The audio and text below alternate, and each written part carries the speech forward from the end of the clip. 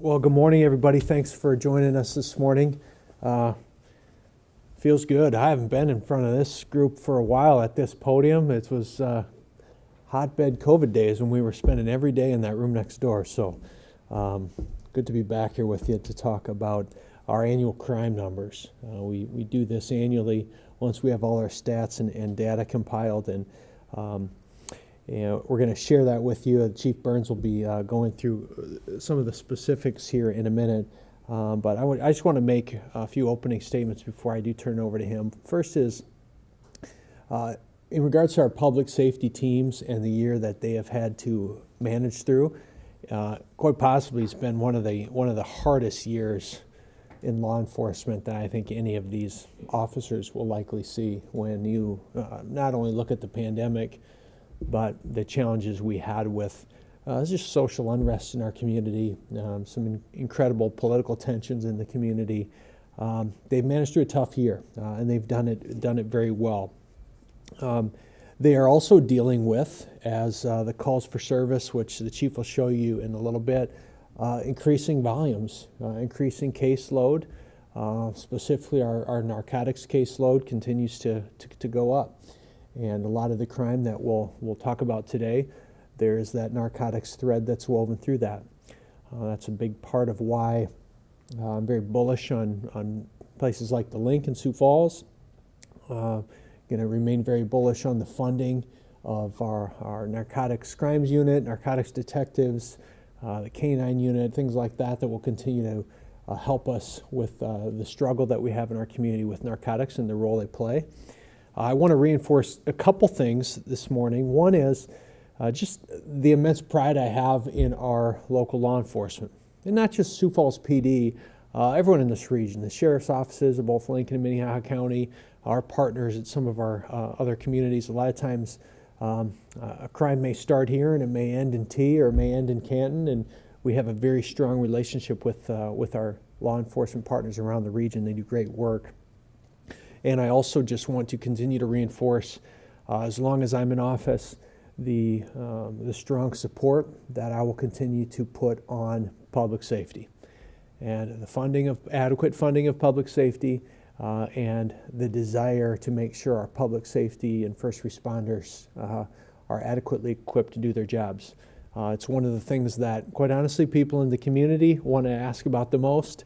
When they get my ear, is they want to talk about public safety and how they can feel safe and what's the latest on this public safety initiative or that.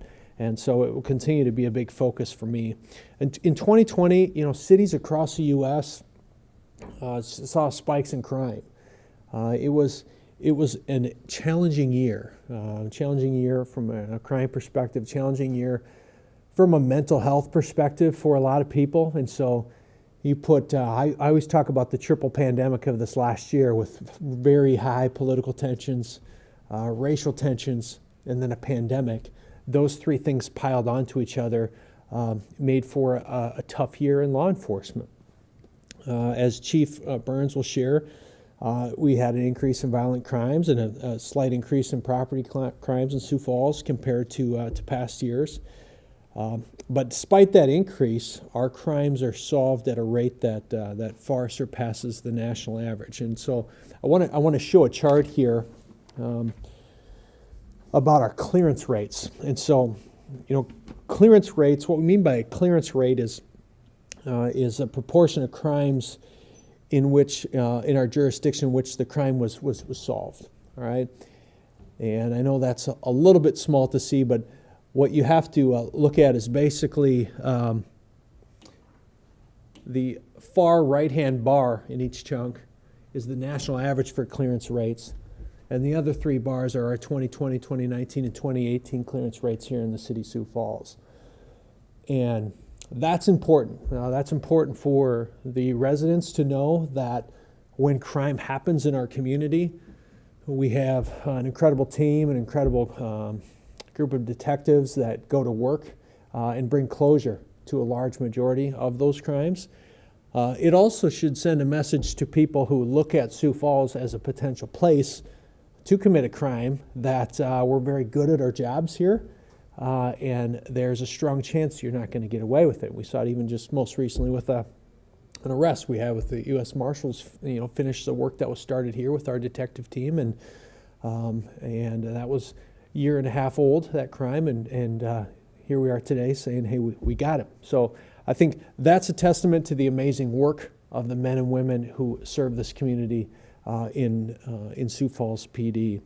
So I'm going to have a continued focus on community safety as we move forward. We've made some big commitments this year financially, not only personnel, but we have also committed to a $50 million bond for a public safety training facility, which will also house a new Metro 911 center.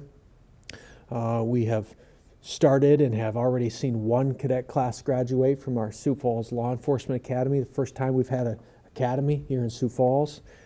We have a report to work site in the south part of town that's opening later this month if things go properly with the final build out that we're working through. And so before I turn it over to Chief, just one final comment I want to make, and it's in regards to juvenile crime. That's one that really is always heavy on my heart, is when I see more and more juveniles that are getting involved in really adult-like criminal behavior.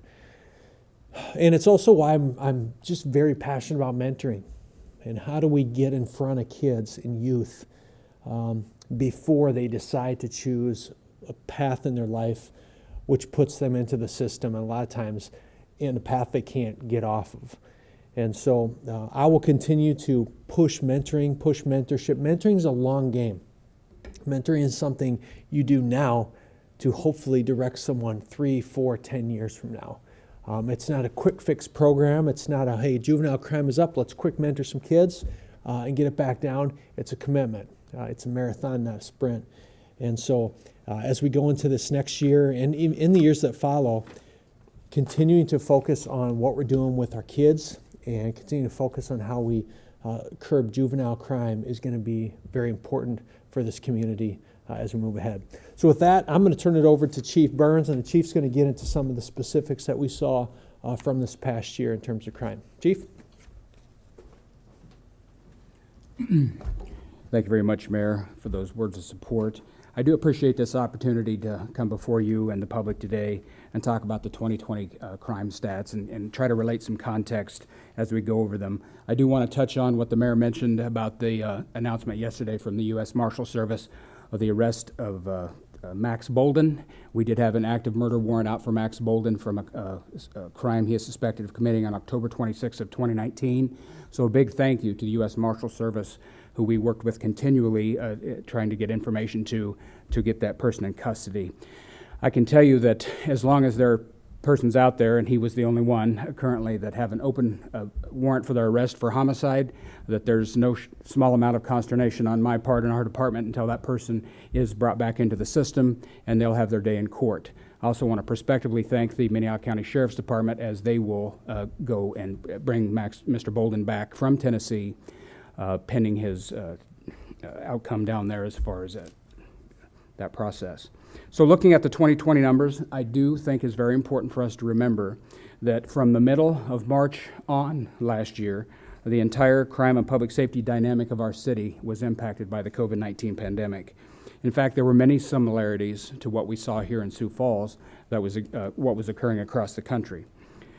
Generally, it does appear that the isolation and the uncertainty, the disruption to jobs and to schools, to daycares, and frankly, overall family life due to the pandemic created certain stressors in families, in businesses, in households all across our city. And that manifests itself in some of the things that we're going to see today. And I'm not a psychologist, but patterns do emerge in human behavior over time, especially when subjected to the external stressors that we saw last year and what the Mayor just talked about in our town. So as we present these numbers today, remember that's part of the backdrop that we're talking about.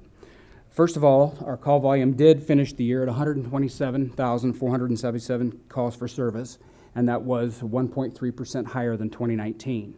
Now, while the rate of that growth was lower than the average over the past 5 years, I do attribute that to the slower call volume months of March, April, November, and December, which were all lower as opposed to 2019, but those also tracked very closely with the months of our greatest numbers of active COVID cases in Sioux Falls, so that kind of makes sense to us.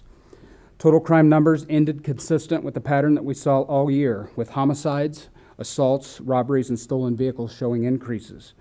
The homicide number of 13 was a record for our city, with the previous high being 10 in 2017. Fortunately, our department solved all of those homicide cases, having made an arrest in each of them.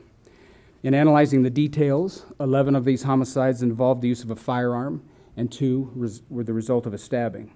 5 of them were directly narcotics related, 1 for a drug debt owed. 1 occurred during a robbery ripoff during a purchase of drugs, and 3 had a direct nexus to methamphetamine. 3 of the homicides involved a domestic relationship, and in 10 of the 13 homicide cases, the suspect and the victim were known to each other. While it is troubling to have that number of homicides occur in your city, we weren't alone in that regard. As the mayor noted, crime, specifically homicide, was up all across our country. The FBI data states that homicides alone were up 21% across the United States. In fact, in our own state, our second largest city had 12 homicides of their own, so you can see in regards to that, it was tough all over in 2020. So as indicated on these charts beside me, other categories of violent crime showing increases were aggravated assaults and robberies. Many of the cases had a drug connection, as we've noted, in that they occurred during illicit drug transactions, where most often both parties were armed.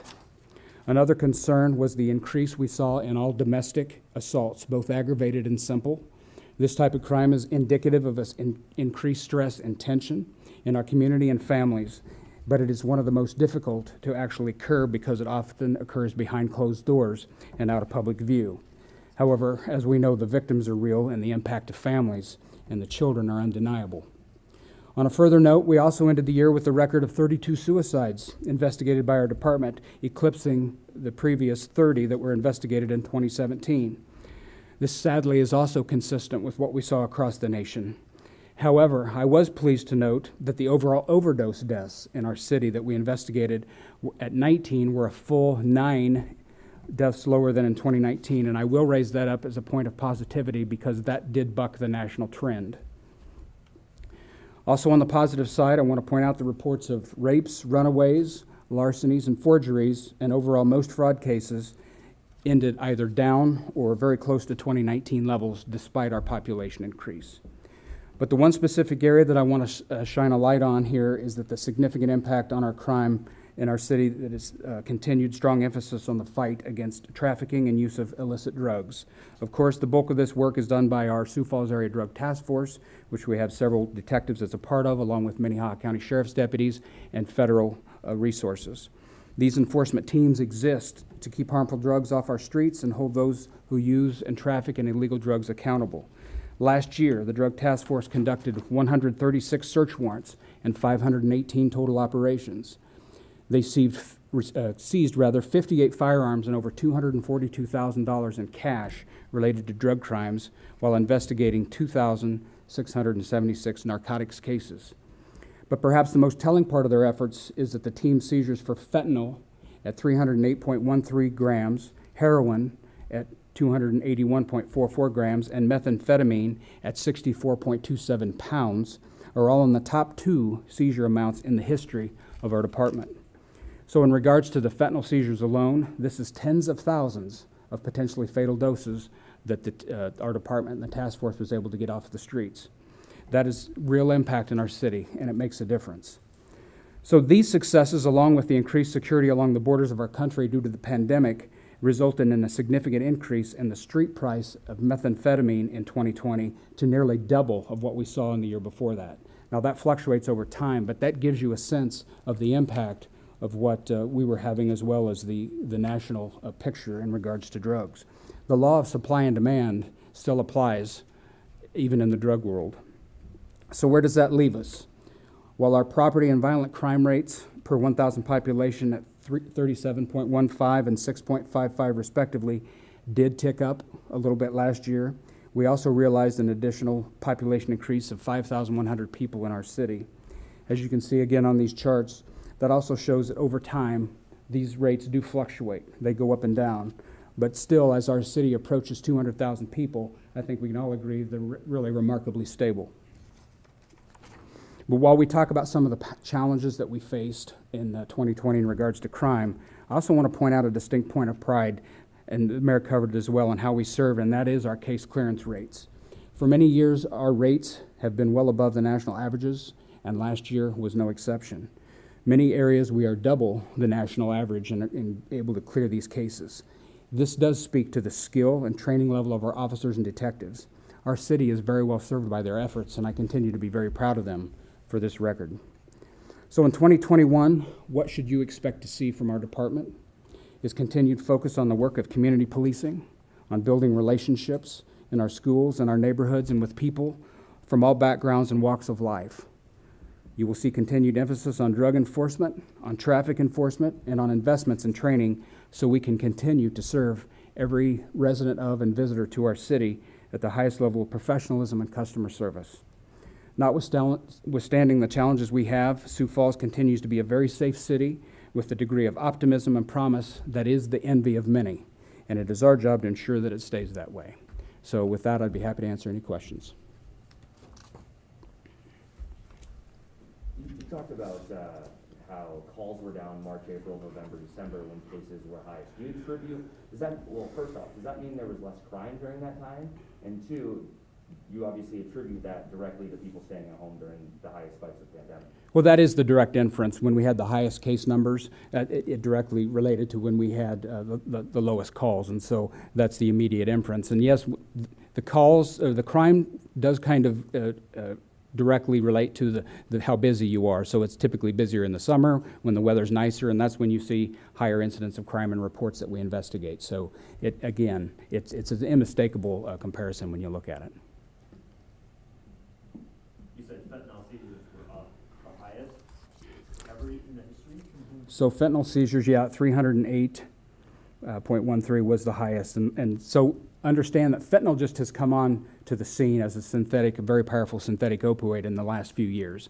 And so last year we had 47.72 grams seized, and this year 308. And before that, fentanyl really wasn't something that we saw a lot of. It's been a prescription, for pain management for very serious medical conditions for years. But now it's being synthetically made overseas, and we're seeing it come into our country and state that way.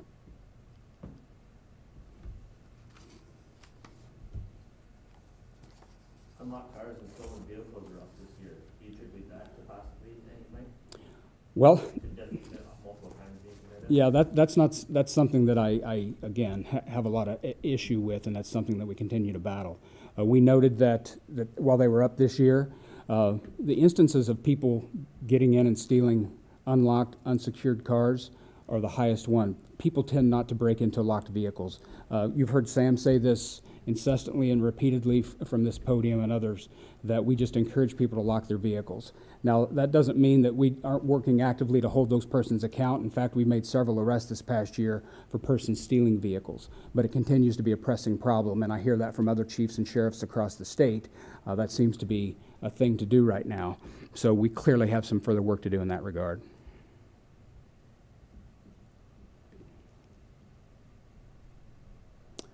Anything else? All right, thanks again for this opportunity to share this with you. And it is important for our citizens to know where we're at and for us to be transparent about that. And I thank you.